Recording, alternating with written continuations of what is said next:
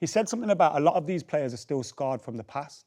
And he keeps talking about confidence. But we beat Chelsea, who are a decent team in the league. And after the Brentford game, he goes, they weren't confident. It's like, hold on a minute. You're going on like that, some external thing that you can't control as a manager. If you're giving your players instructions that they're happy with, if you're playing in positions that they're comfortable in, they're going to be far more confident. Like, you have control over the confidence of this team so much. Adam, Yeah. Manchester United. Yeah. I mean... Best till last. Yeah. Where are you with Hang on. Oh, nice one. You got the shirt, you're done, you got always the loved you, Paul. Always.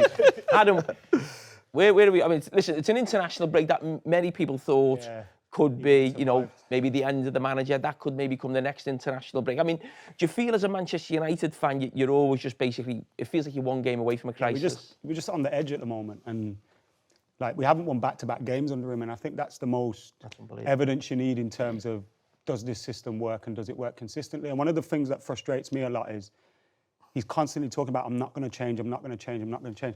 Well, you have to change something. Whether it's, like, why does your philosophy or your beliefs in a football team have to be wed to one formation or one system? And people keep talking about Glasner's systems working well. Yeah, but he's probably giving different instructions to his players within that system, and therefore it works. And I feel like the manager has to do that. And it's far too often where I look at his team selection and I just think, oh, again, it happened with the goalkeeper for a long time. Now, look, Sen Lament played on the weekend, albeit against Sunderland, and he looked really good. It'll be a true test for him at Anfield and how he gets on there. But constantly with the goalkeeper, he just kept picking Altay Bayinde when he was making mistakes, constantly picking Ugarte and Bruno in midfield when it's clearly not working. Every time I see Kobbie Mainoo on the bench, I just feel like not even watching the game.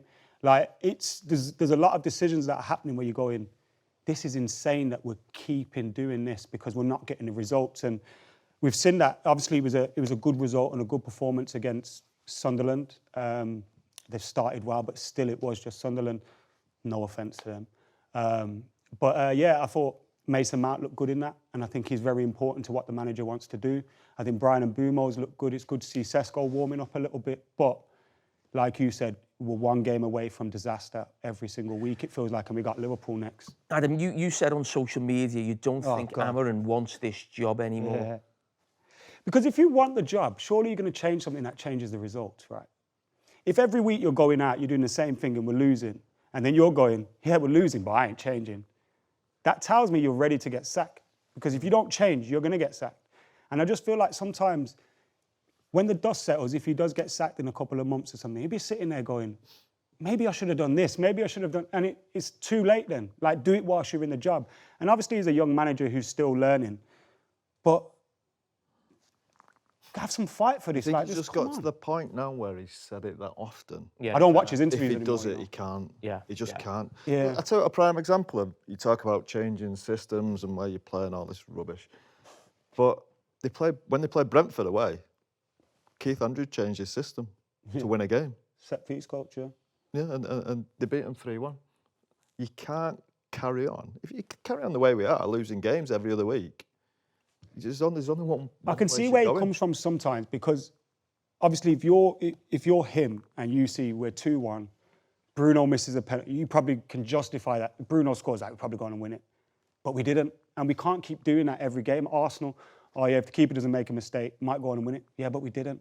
And it feels like every game we've got those excuses now. And it's almost like he's seeing things that nobody else is.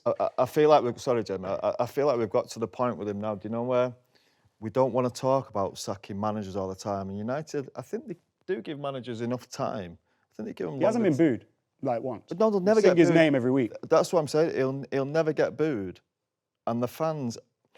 It wasn't till that Brentford game where I thought, this is the period now where it might be. He's getting a little bit too much time. It almost feels like a matter of time before it does come to an end. It felt... We did Monday Night Football show after that, and I actually said on the show, and it's not a thing that you probably do in punditry that much. Obviously, you know this. You just say, oh man, I don't like the word sacked. I never say this manager should be sacked. There's something about that word that I think sounds a little bit disrespectful. You know, it's a man's job. But I think sort of saying things like, it feels untenable. It feels like, where's this? It's not good for both parties. And I was a little bit there. And I do think it's inevitable that this is going to happen probably before Christmas, Clearly he's sometime, under pressure January as well. time. It just, I've said this for a long time now, but we're 50 games in. And just look at this stat, it's unbelievable for a Manchester United manager. 50 games as the Man United manager, he's only scored 2 more goals than he's conceded. And you're thinking, man, do you know what I mean? In 50 games. This is a positive goal difference. I haven't seen one of them in a long time. Positive 2 goals. You've only got to look at that guy's Barnet as well. It's like, you know what I mean? That's a vision. Hold on, your manager ain't got one, so just relax. He did have, mate, a couple of years ago. I just can't believe that it's almost. I know that it's Man United. Pressure's so clear as well on him. point, When you see him, it's like he's under pressure. And there's times where he's just sat in the dugout like, oh my God, what am I doing here? But he said something about a lot of these players are still scarred from the past. And he keeps talking about confidence. And they don't have the confidence. We just beat Chelsea and you think, all right, we played against 10 men for half an hour. But we beat Chelsea, who are a decent team in the league. And after the Brentford game, he goes, they weren't confident. It's like, hold on a minute. You're going on like that, some external thing that you can't control as a manager. If you're giving your players instructions that they're happy with, if you're playing in positions that they're comfortable in, they're going to be far more confident. Like, you have control over the confidence of this team so much. And for him to come out and almost go like, it's up to them to be confident, I felt that was weird as well, because... We'll talk about confidence. I just want to ask you, Adam, and you, Scholes. I know it's just happened in the last week or so, and it happens to all clubs. You lose a player, you say he's not good enough, and all of a sudden he starts playing well somewhere else, he's scoring goals. That feels like it happens to Man United. Maybe it's just a coincidence, but it feels like it happens to Man United a lot more than other clubs. What do you think the reason is that for, that people find it so tough to show them true selves at Man United? I think obviously we've chopped and changed managers, which doesn't help. If you're a player that's been playing for one manager, then the manager changes and he's asking That's the same at every club. Yeah, of course, yeah. But I think the major thing is the pressure. And of course there's pressures elsewhere. But I think the amount of eyes that you have on you, you are always talking about Man United. It might be Liverpool and Spurs are playing, but you'll spend half an hour dedicated to Man United. We have all the ex-legends getting bollockings off the manager. So it's their fault. That's what I'm just saying, like, the pressure's massive. If you're playing for the club and every single person's talking about it all the time, whether they're non-fans or not. Man United, though, Adam. It is, yeah, you've got to get used to it and you've got to be able to play it's for mad it. that they sort of employed a novice, though, then, isn't it? Your club is gigantic, but this manager just had no track record in dealing with attrition.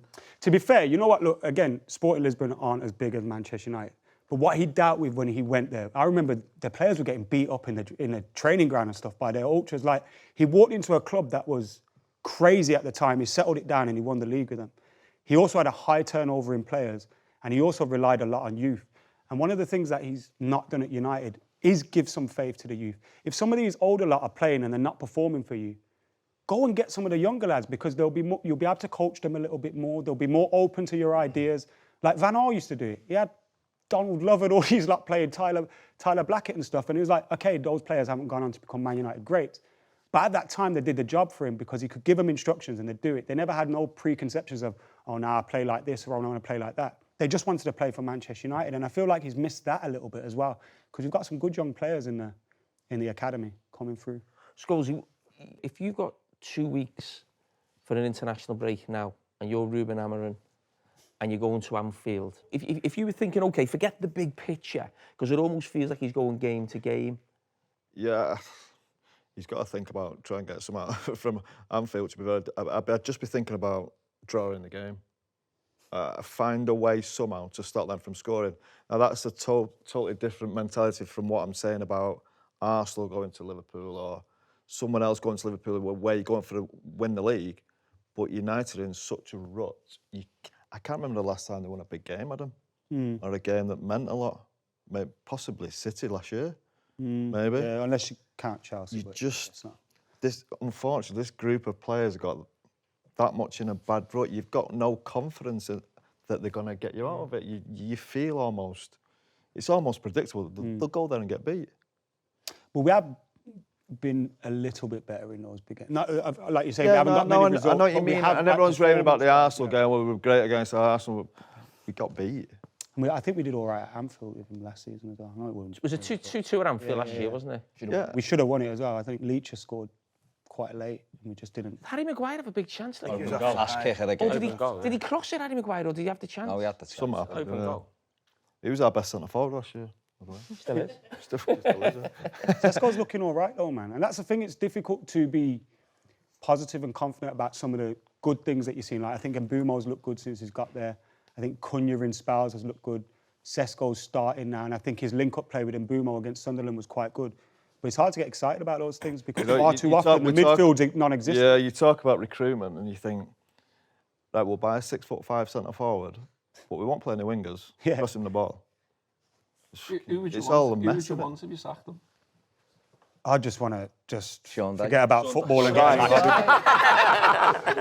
I'm just done. I can't be bothered anymore with this whole thing, man. Southgate, I'll give up my season ticket. Can't bother. I just can't be bothered with this anymore. Fuck it, man. Just get Wazza and Scholes in and we'll see what we can do. Then you will be fucked. Probably a Glasnow or Areola or something, but it's like you bring them in and it's... Eddie Howe. Eddie Howe. Oh, nah, thanks. Why not? Him and his mate. Yeah, I'm not sure about his mate, but You know, definitely him. Yeah, I don't want either of them. I think that is a little problem for Eddie Howe. I think Eddie Howe is a brilliant manager, and as number two, he's obviously a character and they get on really well. But I just think a lot of fan bases, what you've just said there, would say the same about they'd like Eddie Howe, but maybe not his mate. Yeah.